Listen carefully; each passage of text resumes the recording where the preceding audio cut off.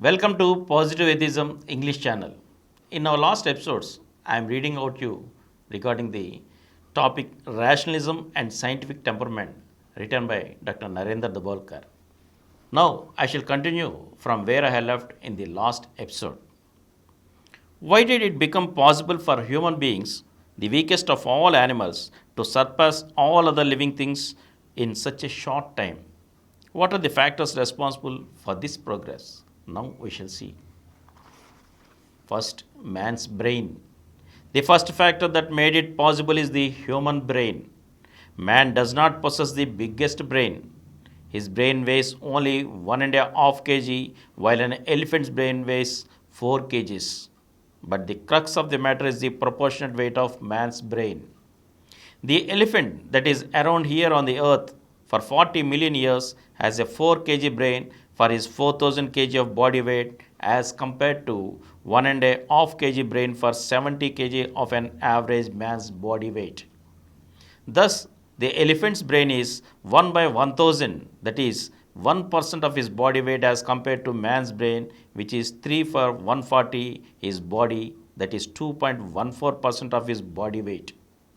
A human baby is born with an especially high ratio of 12% of brain mass to body mass. Next, man's opposable thumb. Another important factor is the opposable thumb of man.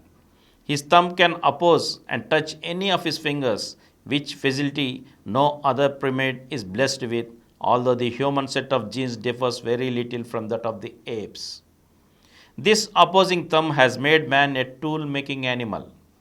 Starting from using a simple stick, man progressed in making various tools and weapons, acquiring control over his surroundings. And the last, the speech organ. The third factor, equally important, is man's versatile voice box that makes speech possible. With the help of this voice box and his brain, not only did man build up language, but also acquired the ability of abstract thinking. His thinking has historicity as well as teleology. His thinking is historically true as well as purposeful. All this has become possible because of the language that made accumulation of knowledge gained through thousands of years and hundreds of generations feasible. Apes are not able to build such a vast store of knowledge. Now, man has developed very efficient means of acquiring and storing knowledge and retrieving it at the appropriate time, and the gap between man and other creatures is widening, giving man's control over the existence of other species. The larger brain, the opposing thumb, and the voice box, developed in consonance with each other, enhanced man's capacity to think, to investigate, to experiment, and draw conclusions. But out of the 2 million years that man has been around on this planet Earth, he began a settled life only about the last 10,000 years ago. The earlier 1.5 million years of his existence were spent dwelling in caves. The invention of fire gave him some sort of security.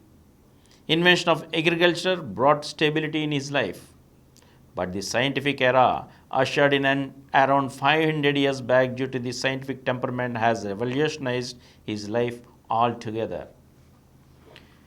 Now, Indian inventions and scientific temper. Many patriotic Indians claim that the scientific outlook is nothing new to us. We had airplanes and atom bombs in the ancient times. We called them Pushpak Viman and Brahmastra.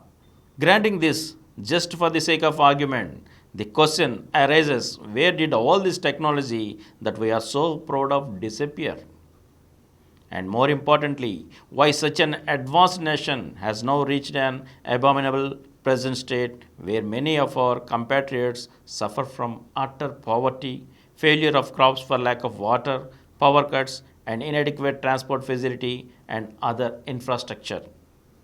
Whatever we had, although debatable, was certainly not the philosophy of what we presently call the scientific temperament. What we did have were computations, estimates, conjectures, and sometimes conclusions arrived at after long and consistent study and observations. India's contribution in the past. Through this endeavor, India contributed considerably to the world's knowledge reserve.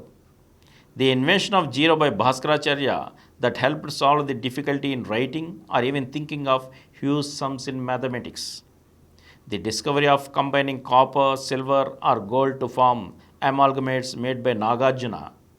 Amar Sinha's classification of plants and animals.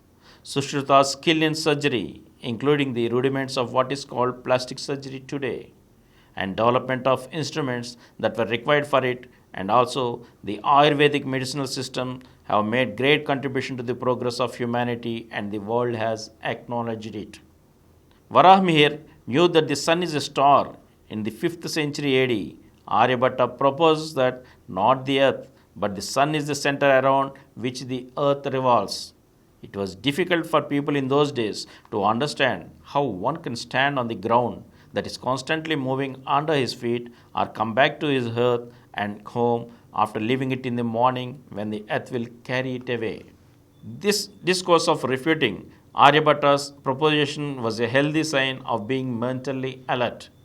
But alas, it lasted only till the end of the 5th century. The great contributions that India made till then were the outcome of meticulous observations, inferences drawn from experience, and discussions. This process of thinking cannot be called scientific temperament.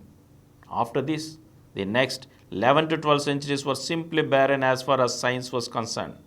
There had been a few good kings, philosophers, and literatures, but no scientists. The discourses carried out by Indians during this period consisted of traditions, rituals, religion, philosophy, or at the most, politics. But the rest of the world was speedily going in a totally different direction. In 1550, the Portuguese brought the art of printing to Goa, but we took 300 years to bring this revolutionary invention to India.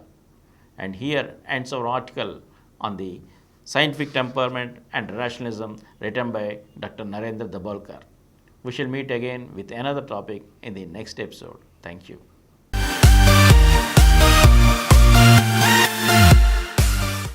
For more videos, please subscribe to our Positive Atheism English channel presented by Dr. Samaram Multi-Channel Network, which is nearby 20 crore views.